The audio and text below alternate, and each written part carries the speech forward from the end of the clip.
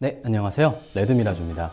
자, 드디어 지윤테크의 크레인2가 국내에 정식으로 입고가 되고 그리고 출고가 되었습니다. 지금 이 영상을 보시는 분들 중에서는 이 크레인2의 양산형을 이미 받아보신 분들도 계실 거예요.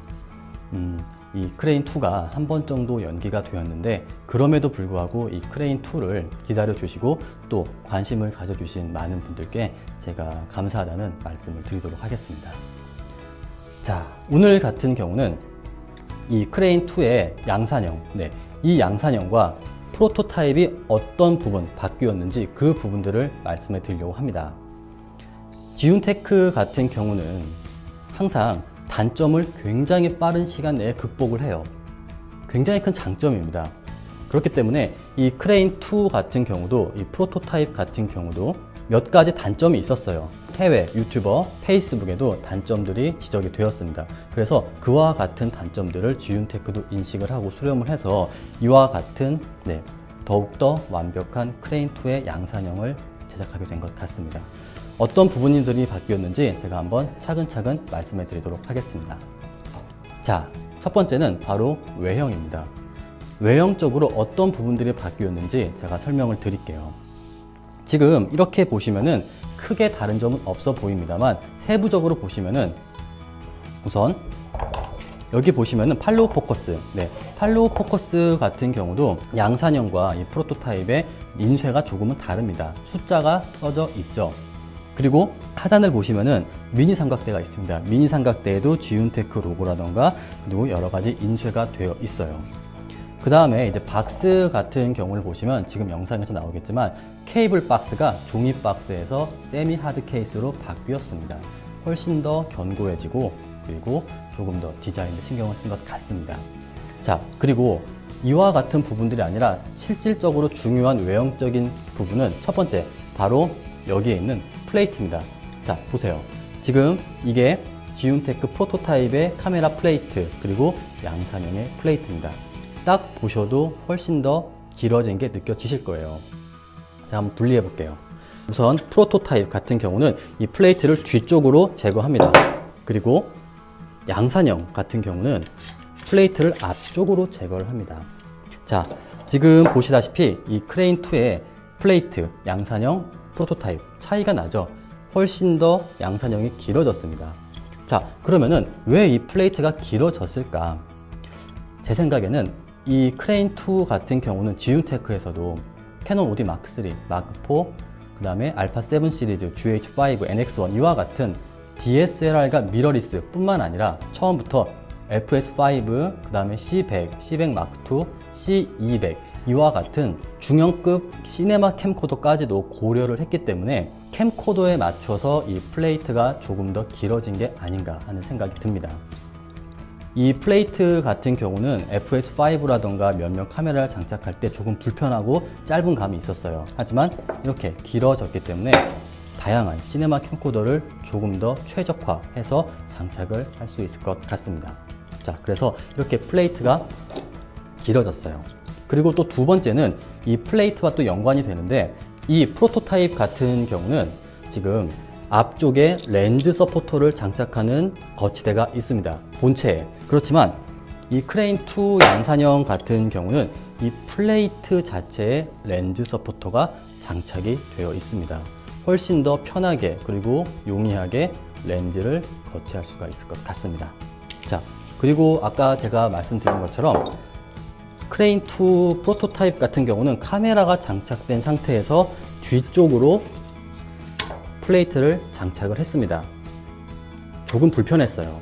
왜냐면은 이 뒷부분에 카메라가 항상 걸려서 불편했거든요. 하지만 이번 양산형 같은 경우는 카메라가 장착된 상태에서 이렇게 앞에서 뒤가 걸릴 일이 없겠죠.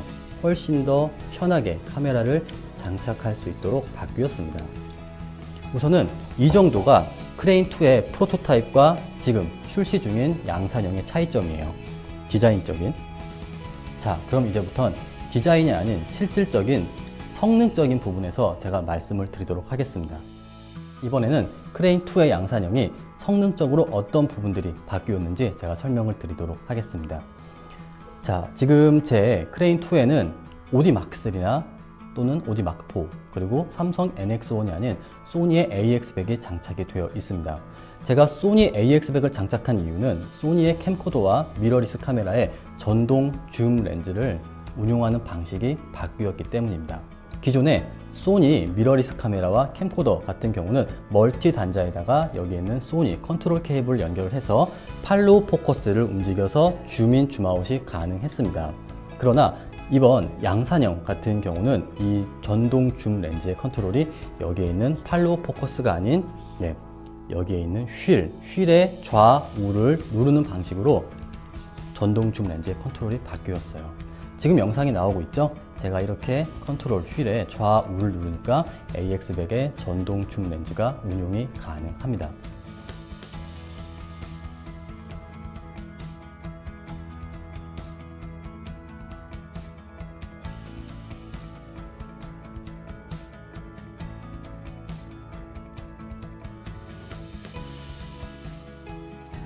이 부분이 굉장히 저는 크게 와닿더라고요. 왜 그러냐면은 양산형 같은 경우는 이렇게 한 손으로 운용을 하거나 두 손으로 운영을 할 때도 굳이 전동 줌 렌즈를 움직이기 위해서 한 손을 옆에 있는 팔로우 포커스에 거치해서 움직일 필요가 없는 거예요. 여기에 있는 엄지손가락, 한 손만으로, 엄지손가락만으로 줌인 줌아웃이 가능하다. 훨씬 더 편하게 그리고 간편하게 엄지손가락만으로 운용이 가능하게 변했습니다. 개인적으로 이 부분은 굉장히 긍정적으로 생각을 해요. 그래서 소니 미러리스 카메라 그리고 또 이와 같은 캠코더를 운용하시는 분들은 반드시 이 부분을 확인해 주세요. 지금 컨트롤이 여기 있는 팔로우 포커스가 아닌 여기 있는 휠의 좌우를 누르는 방식으로 바뀌었다. 이 부분 같은 경우는 지금 유쾌한 생각 사이트의 크레인2 상세 페이지에도 지금 공지가 되어 있습니다. 그리고 굉장히 중요한 부분이 이와 같은 소니의 미러리스 카메라 또는 캠코더를 여기에 있는 크레인2와 전동 줌, 그 다음에 녹화 해제 이와 같은 부분은 카메라의 바디 그리고 또 펌웨어에 따라 달라질 수 있다는 겁니다. 지금 저 같은 경우는 AX100, AX700, AXP55와 같은 카메라를 테스트해 봤어요.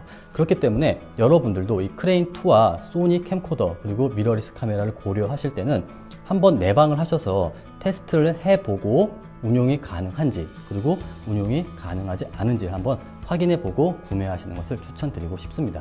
여기까지가 크레인2의 프로토타입과 양산형의 차이점인 것 같습니다.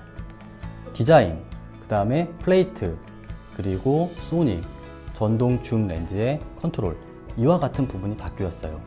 캐논 같은 경우는 크게 달라진 점은 없었습니다. 그래서 이 크레인2가 국내에 정식으로 입고가 됐고 그리고 출고가 되었고 언제든지 유쾌한 생각 매장에 방문을 하시면은 내방을 하시면 이 크레인2를 여러분들의 카메라와 렌즈에 장착을 해서 테스트를 해볼 수가 있습니다. 자, 그러면은 오늘 크레인2의 프로토타입과 양산형의 비교는 여기까지고요. 그러면 저는 또 다음 콘텐츠로 찾아뵙도록 하겠습니다. 감사합니다.